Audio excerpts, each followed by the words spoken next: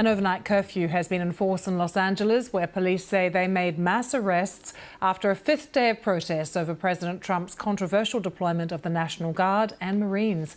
The White House says the troops are needed in order to protect border control agents on immigration raids. California's Governor Newsom, fiercely opposes the deployment. He has called it inflammatory. Here's some of what he's been saying. Donald Trump, without consulting California law enforcement leaders, commandeered 2,000 of our state's National Guard members to deploy on our streets, illegally and for no reason. This brazen abuse of power by a sitting president inflamed a combustible situation, putting our people, our officers, and even our National Guard at risk. That's when the downward spiral began. He doubled down on his dangerous National Guard deployment by fanning the flames even harder. The mayor of Los Angeles, Karen Bass, announced an overnight curfew in the city centre. The order affecting an area roughly 1 square mile in size in downtown LA. You can see it here on this map that was posted by the mayor's office.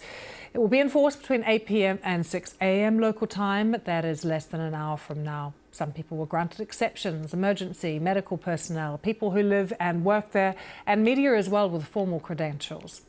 We have the latest pictures to show you as well from LA, where at least one group of protesters appear to be defying that curfew. They are moving through an area where police have not closed off the road.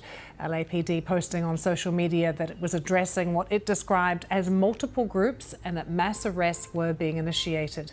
Footage too of several people being detained in the downtown area. Not clear if those arrests are for defying the curfew or failing to observe an earlier dispersal order from the scene of an unlawful assembly. For more details, here's Jared Hill in New York. Well, Lucy, we've seen these demonstrations happening in New York, in Chicago, as well as parts of Texas, Washington, D.C., California, obviously multiple of those. Here in New York yesterday, there were hundreds of people, if not somewhere close to 1,000, who were protesting really in one particular part of the city. I think that that's one of the things that's important to keep in mind here with all of these protests that we're seeing, is that largely they are pretty isolated to specific parts of these cities. There were a couple of dozen arrests yesterday here in New York, mostly related to things like disorderly conduct. There is another protest scheduled for today here in New York as well. One of the big questions, obviously, is going to be how long does this last? How much do we continue to see these protests around this specific issue? There have obviously been constant protests ever since President Trump took office, and this is the latest powder keg.